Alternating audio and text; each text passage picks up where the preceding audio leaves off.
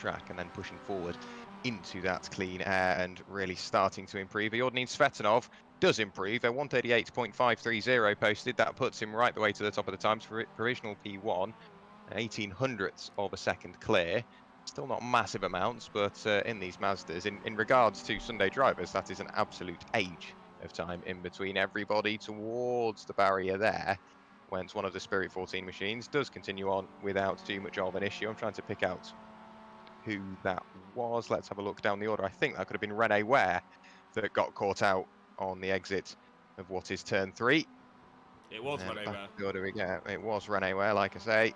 Brake discs glowing on the tail of that Mazda MX-5, and it must be to do with all that supreme power. It's got all 181 brake horsepower and 151 pounds-foot of torque being utilised around here. But with a car being this light, less than a ton, like I say, and a roll cage, it's going to be very stiffly sprung. Not really much body roll, or it's not really going to be that complacent either. One of these little Mazda MX-5s, so a perfect little racing machine. It is indeed. We've sort of glorified it quite a lot over its time, haven't we, on Sunday Drivers? The MX-5 really teaches you the sort of bare basics of racing, how to carry momentum, how to trail brake, how to box shift, and heel and toe, and it's all very valuable, and it's all stuff you can take into any form of racing in cars, basically, isn't it? Because it's rear wheel drive, it's not got a lot of power, it's quite stiff. As I said, it's just the perfect learning curve for any driver out there. Even if you have sort of ambitions of trying to drive the LMP cars, a lot of what you learn in this, in terms of trail braking, even though it's not got flappy pedals and it won't be left foot braking and all this sort of thing, is crucial for any other car that you might jump into in iRacing. And it's good that it's the free car as well. It gives opportunities for people who just want to sign up for iRacing. It's not the cheapest service in the world. You've got a subscription and all that sort of thing, and then you've got to buy various tracks and cars to really get involved with any of the sort of big hitting leagues. Whereas if you're just in it to have a little bit of fun, spend the bare minimum but want to get involved, the MX-5 Championships mostly try and go to all the free tracks, as well as one or two very popular paid tracks as well. And it gets you out, and it's brilliant fun, and hopefully these guys will enjoy themselves as well tonight. Rob Jackson and Simtex Silver, he's putting in green sectors all across the board, so this may well be a time to put him into the top 10. His sector 4 isn't so hot though. Fingers crossed as Rene Zegalaire is gone into 12th position. I'm setting Geddes in 13th. And as they're coming across the line now, not loads of green sectors being thrown around anymore. Maybe drivers favouring the early part of qualifying. Maybe they haven't come in for those new tyres, because that is a tactic we see, Jack. Sometimes they come in for the tyre change, don't they? Yeah, it's one of them things you've got to think about in these Mazdas as well. Like I say, they've not got massive amounts of power or torque, but they are very light. You wouldn't have thought these tyres shred away really quickly, but of course we are on the sun-soaked Californian coast, so the temperatures will very quickly begin to rise, and with a very busy track, the surface is going to slowly get rubbered in, slowly get hotter as well, and when you're pushing the limits of these cars to try and find every thousandth of a second you can, it's going to very easily shred through your rubber. And just going in towards the pit lane, getting a fresh set of boots and heading back out again, we've seen throughout not just this season but last season as well, it can find you those extra thousandths that you need potentially to get onto pole position. Yeah, and in fact, let's just go on board with Sander Ware here. Now, Sander about to start the lap. Well, he is starting the lap. Going over the crest, you want to touch the left-hand side, but you want to make sure you get over to the right and a sort of a late break in, because you can get away with taking the late apex only. However, Sander clearly going for that double apex left-hander. Get it back over to the left-hand side. Make sure you're braking in a nice straight line. As you clip the curb on the right-hand side, it takes a lot longer than you think to actually complete that right-hand turn, turn 3. Then it's a nice flick in, only a lift off. I don't think there was any brake there whatsoever. There definitely wasn't a down change from Sanders. So that is a nice sort of coasted corner through, balancing the car on the rumble strip on the right-hand side. And again, just try and aim it in for the apex early on the power. That is crucial. As Jack has alluded to before, there isn't much power, but there isn't much weight. Minimum speed is everything. You want to get on the power as early as possible. This corner through the left, that kick there on the left-hand side, that is probably the most important corner on the entire circuit, because it sets up this massive uphill section where with the lack of power can be really dangerous. Speaking of dangerous, going into the famous, or infamous, shall I say, Corkscrew. That is going to catch a lot of drivers out tonight. Go back to the right-hand side, and then it's a later turn-in than you expect through the banking. Again, nice and early on the power. Get it down 1 gear, potentially. That's quite a late application to the throttle there for Sander. Maybe the car likes to run wide into the final corner. A bit of a hairpin. Also another overtaking opportunity. Nice and early on the power. Get the car straightened up, and to the line you go. There's a lap by Sander Werrell. I don't think it's a particularly quick lap. No, it isn't. It's a full 2.5 off the pace, but it's still a lap. But speaking of the pace, Jack, Kalle Kavisto is on pole position. Yes, he is indeed. Great stuff from Kalle behind the wheel of his SRL machine. Of course, SRL used to be quite a dominant force in the Sunday Drivers' Cup, but either the team's drivers, I know a few of them have left, and a few of them have gone their various ways. I noticed the team has somewhat split up. There is Ignium Motorsport as well, which seem to have taken a hold of a lot of the SRL drivers. Heading in towards the carousel now goes Kalle Kavisto, sideways over the top, and almost 3 wheels over the top as well. Like I say, with the roll cage fitted and the various suspension upgrades, it does mean that the suspension will be rather hard, allowing very minimal flex, so we could see a bit of 3-wheel action, as is what you tend to see in touring cars. Through the final corner we go, onto what I believe will be his penultimate flying lap, if he so chooses. Got a couple of drivers on an out lap. Amanullah Bacchus heading out, so we could see a late improvement from himself. Crossing the line now, Kalle Kavisto. Does he improve upon a 1:38.28? No, he doesn't. Very narrowly misses out on an improvement, and 1:38.315 posted that time through. Yeah, I've just seen, about 6 minutes ago, we did finally go live on YouTube. We've been trying to push it through since 9:30, but we're there, we're back. Hello to everybody who's joined in. No, we didn't purposely start it halfway through qualifying. Unfortunately, YouTube just didn't want to push it through. So we're very much glad that you can join us now. Thomas Larkis on his debut in the Sunday Drivers for iRacing Netherlands. Oh, my days. If he's going to be racing like that, then it's going to be a very interesting start to the race, isn't it? However, he is in 2nd place. Let's focus on the positive, Jax. He is in 2nd place. And he's really thrown his spanner in the works, hasn't he? Because Svetanov, I'm sure, was going to be very happy starting on the front row. He's now going to have to settle for potentially 3rd. He is out there, but he's not going that much quicker. Sander Werrell now demoted down to 4th. And all of a sudden, it's like iRacing Netherlands never left. It's different drivers, similar sort of results. Yeah, absolutely. Of course, they do have 3 entrants into the series, I believe. I think it might actually be 4 now with the new drivers. Of course, they do still have. I've just lost it. Yeah, so they do have Michael Kamerick as well as Patrick Alders, Thomas Larkis, and Rene Zagala. So 4 more iRacing Netherlands cars. They've gone from 2 to 4. So hopefully improving their chances of some more championship points. Of course, I'm not sure whether the iRacing Netherlands championship points carry over from the previous drivers to these drivers, but they were leading the way, only by 10 points ahead of Simulation Racing Leagues. So they played their cards right, and Kalle Kavisto doesn't keep up with his usual brilliant driving standards. iRacing Netherlands might just be able to continue on with their great form, but Kalle Kavisto still up at the top of the times. No surprise there. He might just be able to carry SRL to a team's title. Yeah, he's definitely going to try and shift his weight about, isn't he? Up at that sharp end, try and collect as many points as he possibly can. Svetanov here, I believe he's a privateer, and he's currently running in 3rd place, obviously. That being a privateer, it doesn't sound like it would be that big a deal in sim racing, Jack, would it? Because obviously in real life racing, if you're part of it, you want to be part of a team to try and get the best people working on your car, and if you damage the car, you have the best people in place to put it all back together and all that sort of thing. However, it is still a very important part of sim racing, isn't it, being part of a good team, because you get to share all the different setups, you get to share the practice sessions, you know, you get to push each other along and learn from each other as well. It's almost as much of a team game as it is in real life, so it's still, to be a privateer is still quite difficult unless you're sort of friendly with some of the teams and they lend you a setup or not.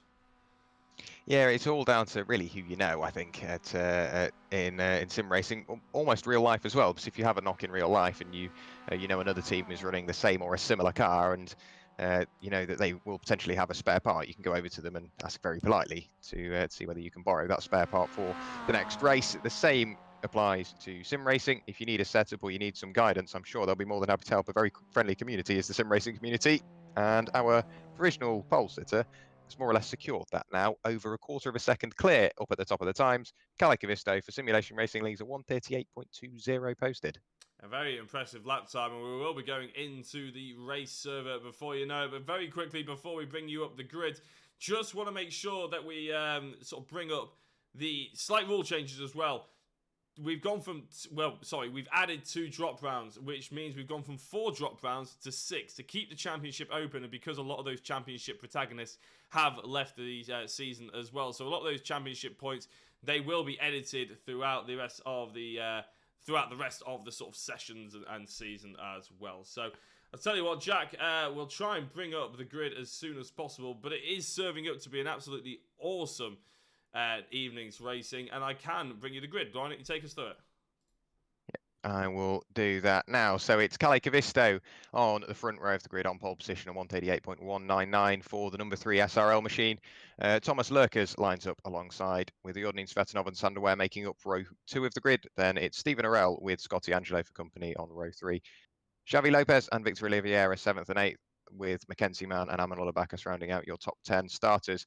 Then we get back to Patrick Alders and Joseph Keaveney in 12th place. The next couple of rows of the grid are as follows. Sorry there, Jack.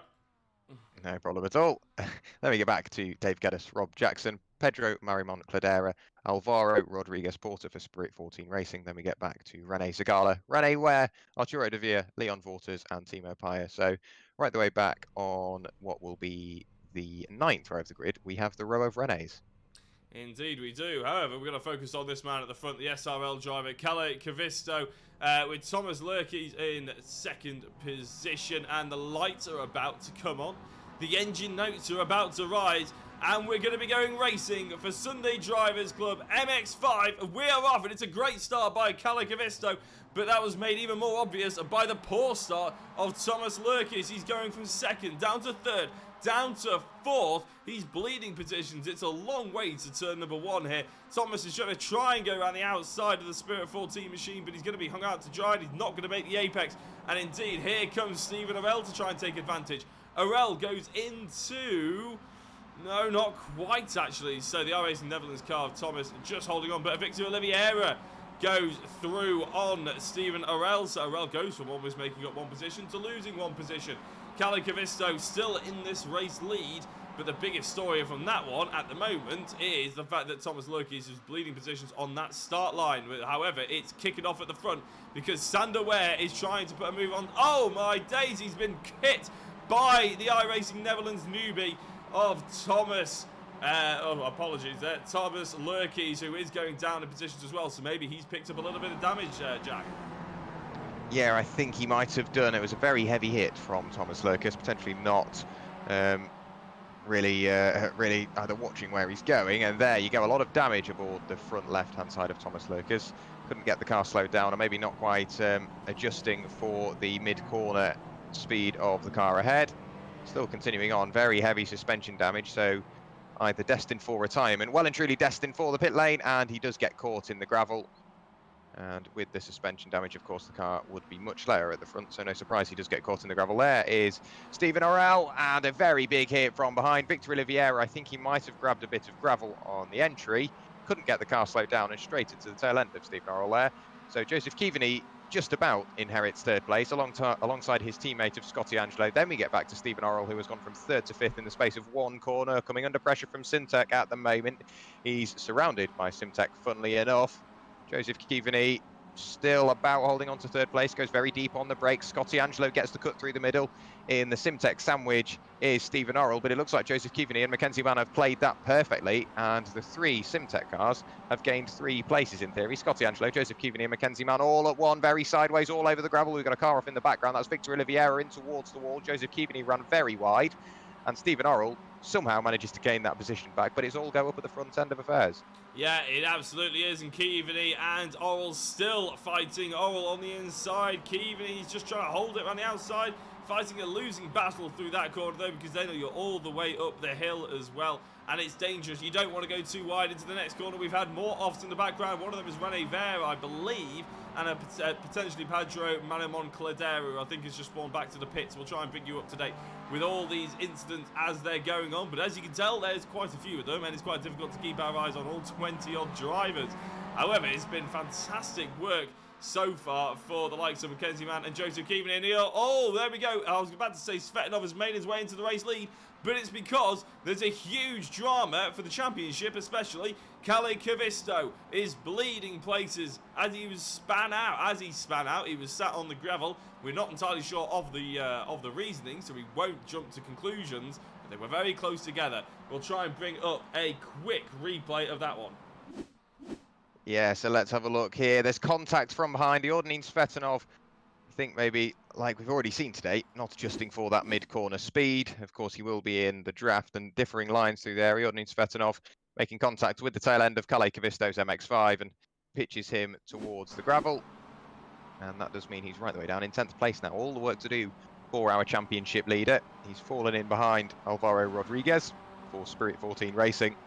And we have Dave Geddes, the Canadian, for 2G Parts and Equipment Racing, currently sat in 8th place, but Iordanin Svetinov pretty safe up at the top of the order, 2.2 seconds clear, barring any further damage that incident may have caused. Going off the pace he's shown not only today but throughout the season, he could slowly start to extend that lead gap, but Scotty Angelo and Mackenzie Mann, both Simtech drivers, could potentially work each other forward and hopefully take a little bit of time out of that lead gap. Stephen Orrell still under pressure from Joseph Keevan, Xavi Lopez followed by Patrick Alders, Dave Geddes, Alvaro Rodriguez, and we're still looking at Kalle Kavisto, looking to already make amends for that incident, doing what he can to work his way up through the order. You've got to be very careful not to run wide through that very quick left-hander. Down the Andretti straight we go, and up towards the Corkscrew once again. Who's going to be later on the brakes? Kalle Kavisto decides maybe now isn't quite the time to go for it. Of course, there are better overtaking opportunities here at Laguna Seca. So 3 laps completed in a few moments' time. Here is René Zagala looking to the inside there of Sander Ware. Couldn't quite prise the door open in towards the next right-hander. Of course, the camber works with you. Can just be maybe a graze of the brakes, get that speed bled off before you can apply the throttle once again. All about momentum in these Mazda MX-5. On to the 4th lap of the race we go. Scotty Angelo with the fastest lap of the race now, a 1:38.581. Great stuff from himself. That's 0.6 quicker than our leader went last time through. So Scotty Angelo, like I say, hopefully taking time out the leader. Now definitely taking time out to our leader. So really pushing forward now. The closest cars we've got on circuit are in fact the cars we're looking at the moment. Stephen Orrell piling all the pressure on Mackenzie Mann in his Simtech Racing Silver Machine. That's for the final step on the podium. It is indeed, yeah. So Svetinov, obviously, after that contact. Oh, I'll go back to him in a minute, though, because there's a bit of a mistake there by Mackenzie Mann as Stephen Orrell is going up the inside. It may well have a nice and late on the brakes. He had brilliant momentum. Look at those brake discs glowing as they shoot through the left-hander. Plenty of racing room being given by both drivers. And Jack, you don't want to go too wide going into here. Who's going to give? It's going to be Stephen Orrell for now, because Mackenzie Mann was on that racing line really, and potentially he had his car just up ahead of the Simtech driver. But as they're tumbling down towards the Corkscrew, again, if Mackenzie Mann starts driving in his mirrors, he's going to be in big trouble when he hits big braking zones like that. He really needs to be safe and concise and just focus on what he's doing, as I thought Stephen Orrell was actually going a little bit wide there and got the back end out. However, it was just the sort of perspective, shall we say. So a few big drivers being dropped down the order really early on. Thomas Larkis, obviously the start of that, he was in 2nd place, couldn't get off the line, and then obviously created contact later on in the race. We have Kalle Kavisto, he's moved his way up to 8th position. Stephen Orrell, though, we're going to have to keep on board with him, Jack, because he's about to make a move for 3rd position. Yes, he is indeed, in towards turn 2, what is in theory turn 2 now. It's Stephen Orrell trying to hang on around the outside. Can he get the car slowed down? Yes, he can. Grabs the first apex, tries to grab the second, but Mackenzie Mann still fends off the attentions from the Darius Scary car behind. They're going to have to be careful not to slow each other too down. Joseph Keevan waiting in the wings, ready to pick up any scraps that may come from this battle. You can see the number 20 of Xavi Lopez behind really starting to push forward, so it could be 4 cars for third place in the next few laps. We've still got Teodnin Svetanov leading the way. That lead gap has definitely come down. 1.4 seconds now. Stephen Arell looking to the inside. He will grab the apex. Mackenzie Mann takes the wider line, potentially carrying more momentum, but it will evolve into the outside for the next very quick left-hander. You've got to make sure you nail it. Stephen Arell definitely in front now as they're heading towards the corner. Are they going to go 2 by 2? Bouncing over the curbs goes Stephen Arell up into third place, and because Mackenzie Mann massively compromised his line, it's allowed Joseph Keaveney to work his way in front. He's now looking to the outside at the carousel. Is he going to get the car slowed down? Yes, he is, but a big lunge from his teammate behind, almost a little bit of contact there. That's the last thing you need as teammates. Joseph Keaveney still sat there in fourth place. Mackenzie Mann has gone from third place right the way down to fifth, under pressure of losing another place and going down to sixth because Xavi Lopez all over his tail. So we've got 2 sparring duos, one for third place, one for fifth place, and it's all hotting up now. Mackenzie Mann almost becoming the most unpopular teammate since Lance Stroll earlier today in the Monza GP with Sebastian Vettel. But it wasn't to be this time round, and Joseph Keaveney lives to fight another day. Scott Angelo with the best lap of the race. The gap is about 1.5 seconds between himself and Ian Svetanov, so he's going to have to put in a lot of decent laps before, well, lots of purple laps, shall we say, before he's got any hope of potentially picking up a win, unless Svetanov obviously makes mistakes. But a little bit further down, we're looking at Rene Ver against the Spirit 14 racing teammate, Arturo Davila. Now, this could get a little bit spicy. There is about 14 Spirit 14 drivers out there, and up the inside goes Rene Ver. Oh, and I think in the background, Arturo Davila slowed up a little bit too much, and Pedro Maramon Cladera for Hispania Racing went into the back of him. Hopefully, there's no damage for either of those cars. Pedro's car is looking a little bit worse wear on the front end, and there's a little bit of marking down the back of his Davila's MX-5s as they're rubbing going into the right-hander. Luckily, they both come off all right. The damaged model seems to have calmed down just a touch. But Timo Paya almost flying into the back of the Spirit 14. Arturo Davila in a bit of a wars at the moment, Jack. Yeah, he is indeed, and he's just got to find a clean piece of track, and it's really not working for him at the moment. All he has to do is keep working forward and potentially minimise any further damage. Of course, I think he may have clouted a few curbs there. He's got to be careful not to damage the underside of the car. We've had a change of position further up. Mackenzie Mann with an incident. He's pointing backwards towards the tail end of the circuit. I was going to say very well avoided from everybody involved. And once again in front of the Fast Cars Go Bang machine. I couldn't quite pick out who that was. That will have been Amanullah Bacchus that was left with nowhere to go. And it would have been so much easier for Mackenzie Mann, so much easier for everybody else if he just grabbed reversed gear. So there we go. He grabbed the gravel on the entry, stamped on the anchors to slow it down, did a great job of slowing it down. And at that point, yeah, you would just grab reverse. There's no need to park the car in the middle of the road. And he then gets strewn back into the middle of the road, cuts back across the racing line. And Mackenzie Mann, I'm afraid I can't really defend you there. That is all on you. And nobody else could really do anything about that. Kalle Kavisto very narrowly avoided it, ran very wide in avoidance, of course, recovering from losing the lead. He's now up into 6th place, and we'll have a bit of free air behind him, but we have some rather second-hand looking Mazda MX-5 sat in the pit lane. There is Rene Ware under pressure from Pedro Marimon Cladera for Hispania Racing. Has a little look to the inside, then a bigger look to the inside. Rene Ware with a wing mirror hanging off, and Pedro Marimon Cladera with a front bumper hanging off. So you'd be lucky to really sell a few of these cars for spares at the moment. But Rene Ware trying to work his way forward in towards the top 10. We've had Arturo De Vere off the circuit, Victor Oliveira off the circuit as well. And that is, of course, just slightly up the road. But at the moment, it's looking like the race is working its way in towards the middle stages. There is Rene Zagala, just up the road from Alvaro Rodriguez. This is what happened to Arturo De Vere, heading in towards the right-hander, just running wide on the exit. Very easy mistake to make, of course, with the big sausage curb. I think you'd rather avoid it than connect with it and run wide on the exit than turn in slightly too early. We have Thomas Larkis improving upon his time, a 1:41.052, his personal fastest lap of the race, looking to find another position later on in this race. There is Iordnin Svetanov in the number 14 privateer entry. 1.1 seconds adrift now, Scotty Angelo. He's definitely getting closer. He is, yeah. It's been caught about half a second in 2 laps. So, I mean, realistically, we're only just hitting halfway through this race. So I wanted to bring a little bit of attention to the fact that Angelo is doing very well indeed. He is now within 0.8 of a second. In fact, actually, I'll bring up the gap. Don't normally do this, but you can just, because it's a bit, it's a bit messy on the left-hand side, but you can see, importantly, the gap between Scotty Angelo and Svetanov at the top of the timing tower there. This is the gaps to the leaders for everyone as well, so actually it's quite good information if you quickly want to see how far away your favourite driver is away from the overall leader.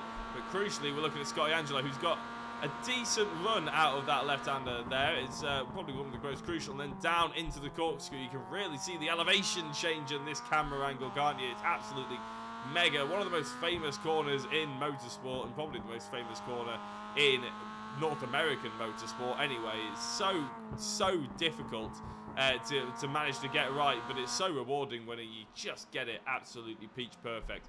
But at the moment, Svetanov being reined in, Scotty Angelo will have that. Will have the toe being within about a second of the driver in front, Jack, and that could prove crucial over the next 8 laps. Yes, it could indeed. It's all down to which driver is maybe slightly more conservative with their moves, because we've seen some rather bold moves this evening, and hopefully either they rein it in a little bit, or they are just starting to think about where they are placing the car, because of course not everybody can communicate with each other throughout the race. So you need to make sure you know where each other are, get the spatial awareness going, especially when you've got a car around you. Kalle Kavisto with his personal fastest lap of the race, so 1:38.70, only 0.06 of a second off the fastest overall lap of the race. There is Rene Ware still with the left-hand wing mirror flapping away. Rene Zagala, the second of the Renes in the number 66 iRacing Netherlands machine, really sat there in 8th place, 9 places gained from where he started, biggest mover in the field as it stands. He's got Dave Geddes bearing down on him, 5.4 seconds in front, so he can focus into that clean air, forget about his rearview mirror and drive his own race. But Dave Geddes, no stranger to this championship, of course, raced last season, returned for this season with 2G Parts and Equipment Racing, and he's looking to make his mark on the series. You're riding on board with him now, turning in towards the left-hander. There's plenty of camber to use. Dave Geddes deciding to use absolutely every inch of it. Back up the hill we go, in towards the very quick left-hander, just past the bridge. Got to make sure you don't use too much of the sausage curve on the way in. It can pull the car around if you use the right amount. Dave Geddes maybe not using enough there, running on towards the gravel. Just behind, however, Alvaro Rodriguez Porter. So it's very quickly evolving into what will be a 3-car battle for 8th place. Yeah, I think he got a little bit camera shy, David Geddes, because as soon as we went on board with him, he started making mistakes and missing apexes, and he's just missed his 3rd one in a row there, I think. So David really needs to get his head down and start focusing on what he needs to do to catch up to Rene Zagala in ahead of him as well, who, as you said, is the highest gainer since the start of this race, since the grid, with 9 positions gained. Other drivers who have done very well since the start include Joseph Kivany. He's gained 8 positions. Rene Ware, he's gained 7 positions in 11th place, and Timo Paya, who has gained 7 positions up to 14th as well. So quite a few movers and shakers around. Obviously, the one who'll be most pleased with his progress so far, I imagine, was Igor Svetanov, gaining 2 places into the race lead, obviously taking advantage of some other mistakes, and then potentially opening the door himself when Kalle Kavisto was involved, obviously, who is now a recovering driver. David Geddes seems to have gotten his head back on. He's calmed himself down a touch. That can't be said for Zagala, because he's just hit a sausage curb extremely hard as Geddes is chasing him down. Yes, so the pressure clearly slowly starting to show in the cockpit of Rene Zagala. Yodnin Svetanov is slowly running out of breathing room between himself and Scotty Angelo. That lead gap has come down from when we first looked, from 2.4 seconds, right the way down now to 0.4 of a second. So Scotty Angelo on an absolute mission, hoping to take the lead and push forward and take the win. Only 6 laps of the race remaining as it stands. Turn in towards the left-hand hairpin. Don't use too much curb on the entry. Be careful how much you use on the exit as well, because of course you can very easily pick up a 1X. If you're not familiar with iRacing, they have a ruling system, almost X's. So if you run wide or you go off the circuit, that's 1X. If you make contact with another car, it's 4, and I think if you lose control of your car, it gives you 2. And with an X limit in most official races being 17, you've got to be so careful. That's great to see from Scotty Angelo. I hadn't really noticed that. He changed down 1 gear in the 6-speed sequential gearbox, and you saw just the front hook in there. So using the gearbox to really turn the car, turn it with the rear as well. So Scotty Angelo, clever driving, and that is what is reeling Yodnin Svetanov in. It absolutely is, isn't it? It's now 7/10, so actually Svetinov got about 3/10 on that half a lap that we were just on board with him, but it's still brilliant. Kalle, he's less than 0.2 of a second away from Xavier Lopez, but you don't need me to tell you the minor statistics. You can visually see it on your screen now. Kalle fighting hard to get back into the top 5, and I know I think Chaz Dracot is somewhere in the world enjoying the sun. I think he may have landed in Spain now. He was in Austria. He's flying to Spain for a bit of a holiday after working on the Clio Cups, commentary-wise. But I'm sure if he does tune into this, he'll be hoping Kalle doesn't progress any further, because obviously there's championships to think about. But let's face it, Jack, no matter whether you are in a championship fight with anyone, you don't want to see it ended or see it influenced in any way by contact, do you? So he'll be hoping this stays as clean as possible. As Kalle gets a little bit of an undercut, he's going to be on the outside for such a long time through that banked left-hander. Oh, look at that. He's cutting it back up the inside as Lopez came over, had to hit the brakes and correct himself. I don't think he expected Kavisto to be there, but Kalle thought, you know what, I have the momentum. I can brake late. Screw it. Let's go for it.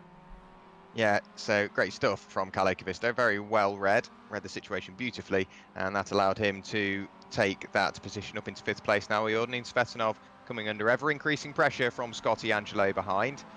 And I know for a fact, annoyingly, Chaz Dracot isn't watching. Of course, he is an hour ahead, and after a two busy days throughout this weekend commentating on the Renault Clio Cup Europe at the Red Bull Ring in Austria, of course, it doesn't surprise me that he is rather tired, and he is staying in Austria until tomorrow night before he flies to Valencia for a quick week's break before then once again returning to commentary duties with the Renault Clio Cup Europe. I've got to say, while we're on stream, a massive thank you to Chaz Dracot, because he gave me the opportunity this weekend to commentate on the live stream and the TV coverage of the FIA European Truck Racing Championship. So a massive thank you to Chaz for sorting that. And I'm sure, if I'm honest, he wouldn't trade it for the world being in Red Bull Ring or being in Austria as it stands. I'd rather be in Austria than stuck behind the wheel of one of these MX-5s, if I'm brutally honest.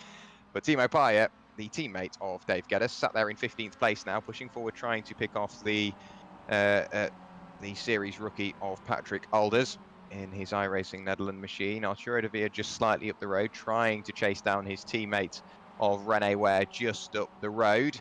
Here is Arturo de Villa under more and more pressure now. Looking to the inside is Patrick Alders. There is an overlap. Is he going to get the position made before the corner? Later on the brakes, grabs the early apex. Arturo de Villa looks for the cutback, but a very well-driven corner there from Patrick Alders. Did what he could to defend, and it looks like it's going to be enough. As long as he can stay in front before this next left-hand kink, which he just about manages, that is position secure for the moment. 3 laps of the race remaining now, Jacko. There is indeed, but the gap at the front is pretty much negligible. I've been trying to keep an eye on it just in case we needed a cut back to it, but Svetinov, I think, was under attack by Scott Angelo into turn 1, but he held him off, so we're going to keep on board with it now. We've got 3 laps to go, like you just mentioned, Jack, and there's everything to play for here. It's for all the marbles, this little battle. They're a good 3.5 seconds clear of Steve Werrell, who's in 3rd position. You can just about see the yellow MX-5 in the background now. And I tell you what, if they really do start fighting and there's a little bit of contact, let's say they end up both off the gravel, but both hopefully recovering clean, Stephen Werrell will be there thinking, just willing his MX-5 on, just give me 5 more horsepower, try and catch up to the front 2, because really it could be his for the taking if they start getting their shoulders and elbows out a little bit too much here. Hopefully we see good clean racing. It looks like it's been good and clean from both of them so far. Svetinov takes the nice apex on the left and the right hand side there. Every time Scott has caught back up to Iordanin, he has managed to hold him off. Let's see if that can continue the everlasting pressure for the next 3 laps. Yeah, Steve Orrell sat there waiting very patiently in 3rd place. If something does happen, I would imagine Steve Orrell will be over the moon. Even more so, his son is in chat. Daniel Orrell, welcome to the channel, and cheering on his dad from the sidelines. Currently sat in 3rd place, very safe from behind, 3.2 seconds, I think, or 7 seconds, the gap between himself and Joseph Kivany in 4th place, so rather safe in a podium place at the moment. Iordanin Svetinov still leading the way, using all of the tarmac on the right-hand side to open up the corner, carry the momentum through the double apex left-hander, and then in towards quite a deceptive right-hander. It draws you in early. You've got to make sure you don't succumb to that temptation. Turn in as late as you dare. Avoid the sausage curb, but apply the power once again. Steve Orrell using all of the track in the background as well. So it's very evenly spread up at the top end of the order in regards to lap times. It's just Scotty Angelo keeps getting closer and closer and closer, heading on to the final couple of laps now. Scotty Angelo, personally, I can see a few more overtaking opportunities going his way and potentially even a positional change on the final lap. Well, he really needs to focus on where he's going to make these overtakes, isn't it, now? Because it's all very well and good catching up to drivers, but you need to catch them up at the right time, don't you? As we're shooting on board with the sort of left side of his car. It's a brilliant camera angle here as he dives down into the corkscrew. Yeah, you really need to set the move up a little bit earlier so you can time it better, so you can make those moves.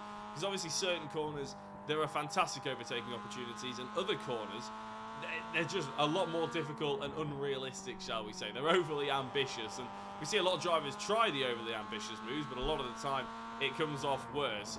So really, he just needs to make sure he's been behind Svetanov for long enough now that he should know where he's quicker and Svetanov is slower, and just see where the best opportunity is. He's only got 2 laps now to make it happen, but every time he catches up within 0.3 of a second, he drops back to about 0.6. Kalle Kavisto is going for a move to bring him into the top 4, however. The SRL driver coming across the start-finish line over the crest of the hill and down towards what I think you correctly said is actually turn 2, because the turn 1 is actually over the crest. But into the apex he goes, and it's a good move there by Kalle Kavisto, recovering to P4. He won't be thrilled about losing the lead. He'll be pretty pleased at how he rescued the points back, though. Yeah, Kalle Kavisto up another position, like you say. The number 3 SRL Mazda really pushing forward now.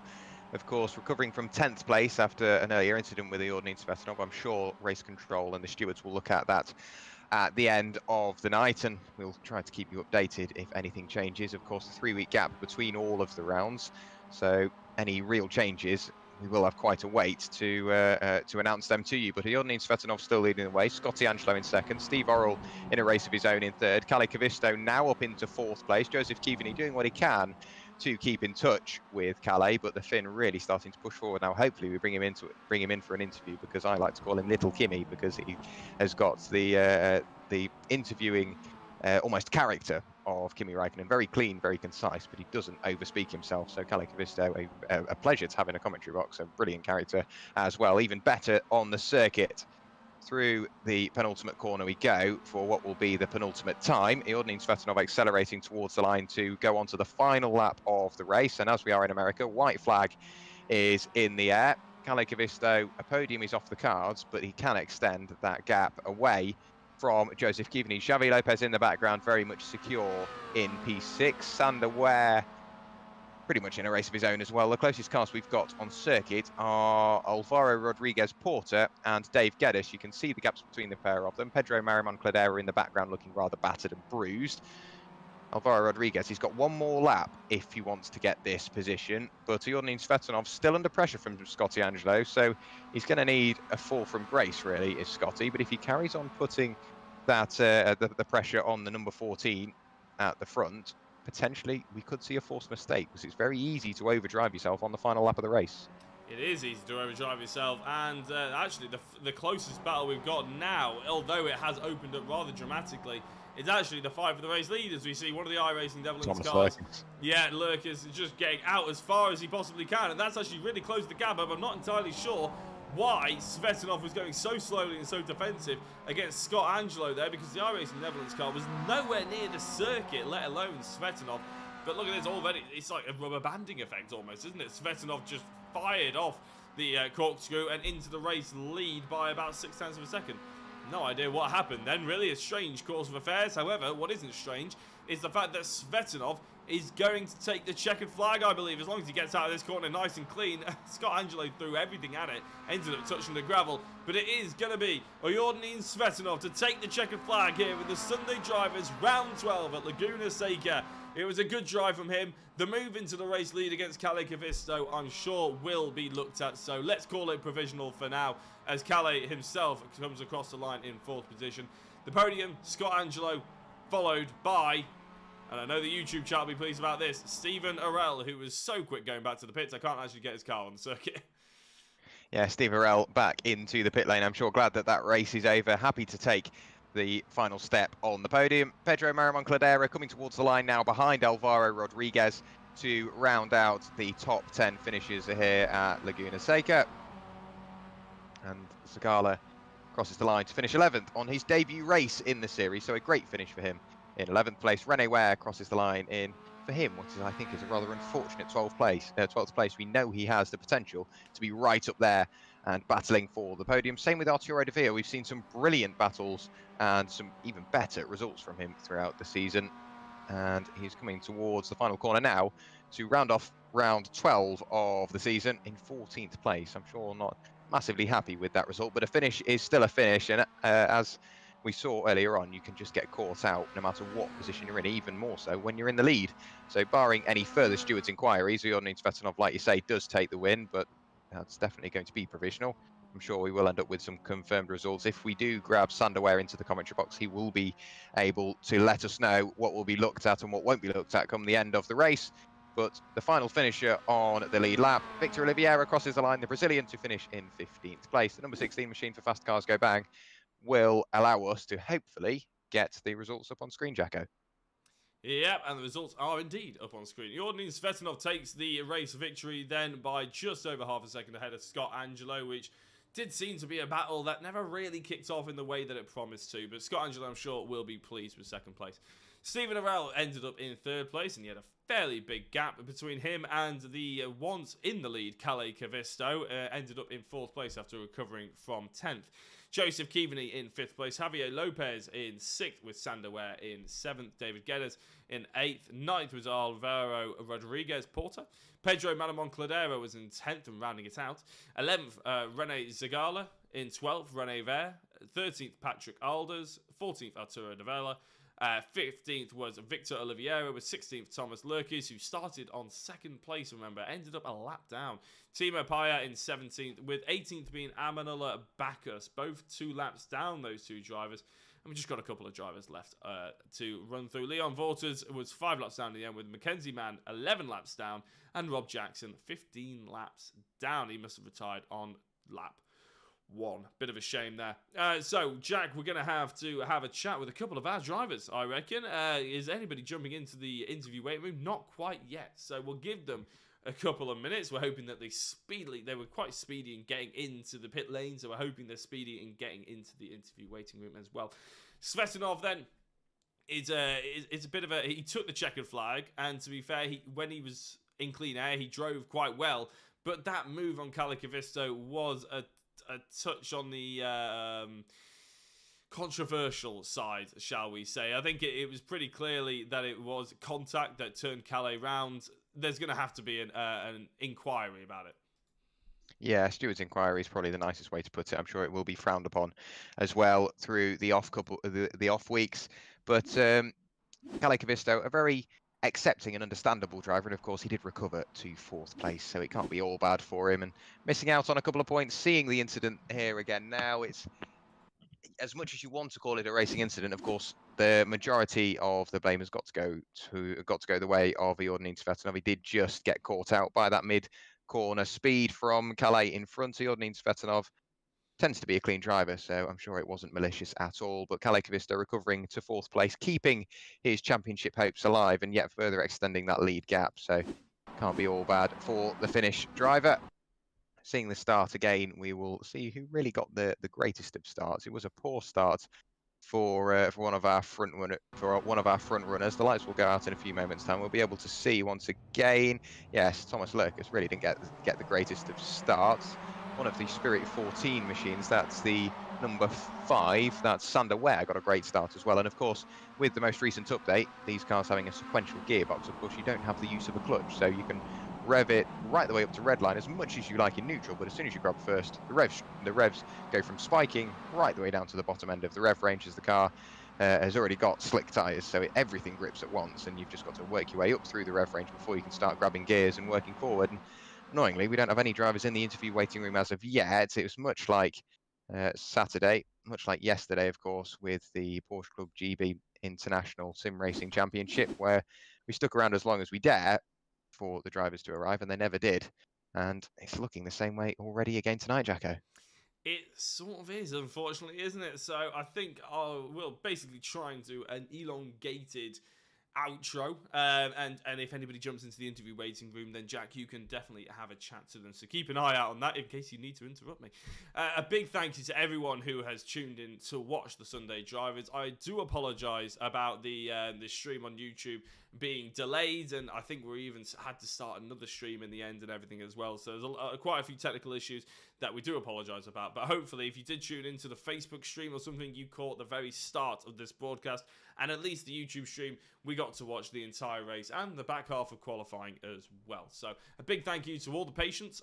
Big thank you. It makes it sound like I'm in hospital. Big thank you to everybody who was driving as well. It was a good show put on by the Sunday Drivers Club.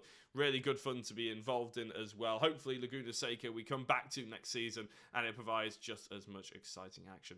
Round 3, I think, Jack, because we had a 2-week break in between the last round and this round, potentially there may well be a 4-week break, but we will give you confirmation of that. Keep an eye on the Sunday Drivers Facebook and socials, because they'll give you all the updates as well as the confirmed results once all the provisional stewards' inquiries are all done and dusted.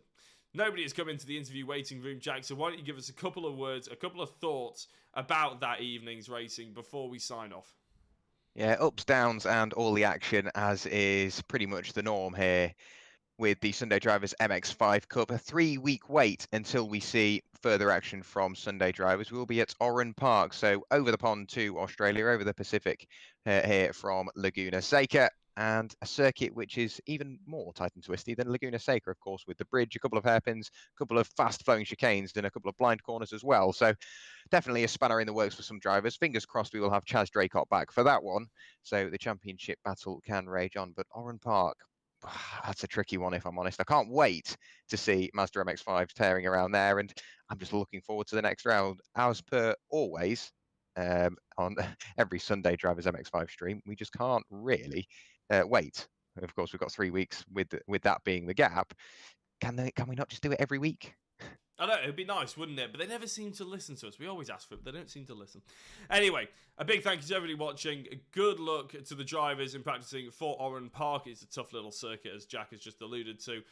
I've been Jack Oliphant. Jack Werrell has been alongside me as per usual. We're going to sign off now. So thank you very much for watching, and good night.